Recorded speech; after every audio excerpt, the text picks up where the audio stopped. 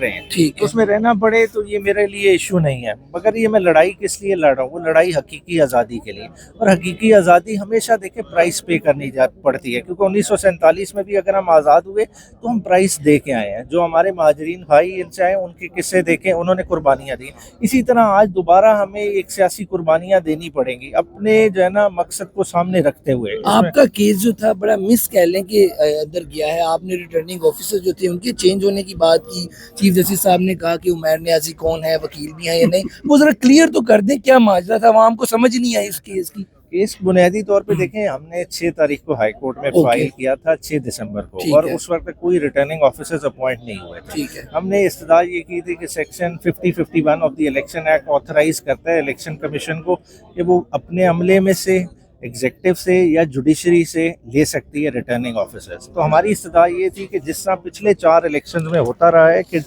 آپ نے جو ڈسٹرکٹ ریٹرننگ آفیسر عدلیہ سے لی ہیں، عدلیہ سے ہی لیں تاکہ الیکشن میں ٹرانسپیرنسی رہے۔ جس طرح کا رویہ طریقے انصاف سے ایگزیکٹو کا رہا ہے، جس طرح سے ہمارے لوگوں کے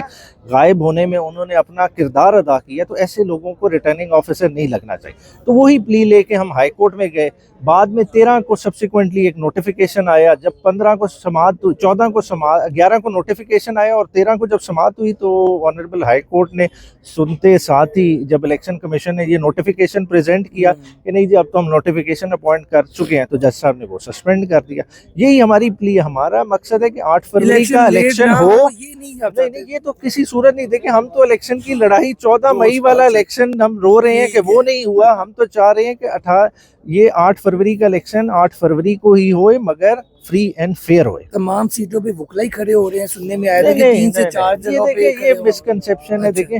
وکلا قربانی دے رہے ہیں، پارٹی ورکرز کی بھی بہت قربانی ہے، بہت سارے چہرے ایسے ہیں جنہیں دیکھیں 2013 سے لائن میں لگے ہیں، آج تک انہیں موقع نہیں ملا، اور خان صاحب اس بات کے قائل ہیں کہ جی پارٹی ورکر کا حق بنتا ہے، اس دفعہ ان کو سامنے آنا چاہیے، پارٹی فیسز کثیر تعداد میں انشاءاللہ تعالی الیکشن لڑیں گے۔ یہ بتا دیں جو وکلا میں چل رہا تھا کہ کوئی گروپ بندی ہے، اس طرح کی کئی چیزیں خبریں چلی ہیں، اس حوالے سے آپ کیا کہیں گے؟ اچھا وکلا کی جو گروپ بندی کی بات کریں، دیکھیں بار پالیٹکس میں 2 گروپ ہیں، یہ ایک حقیقت ہے، اور پی ٹی آئی میں دونوں گروپوں میں سے وکیل موجود ہیں، تو جہاں بار پالیٹکس کی بات آئے گی تو وہ گروپ بندی رہے گی، مگر طریقے انصاف کی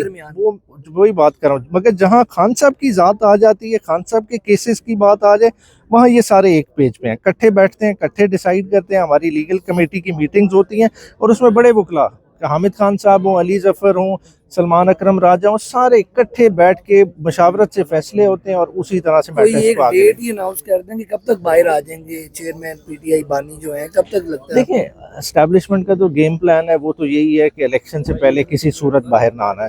دیا جائے، کیونکہ دیکھیں آپ کے ایک صحافی نے تھوڑی سی رپورٹنگ کی تو اس کا خمیازہ آپ کی کمیونٹی بھگت رہی ہے کہ وہ اوپن ٹرائل سے وہ جیل ٹرائل ان کیمرہ ٹرائل بن گیا ہے۔ چلیں ٹھیک ہے،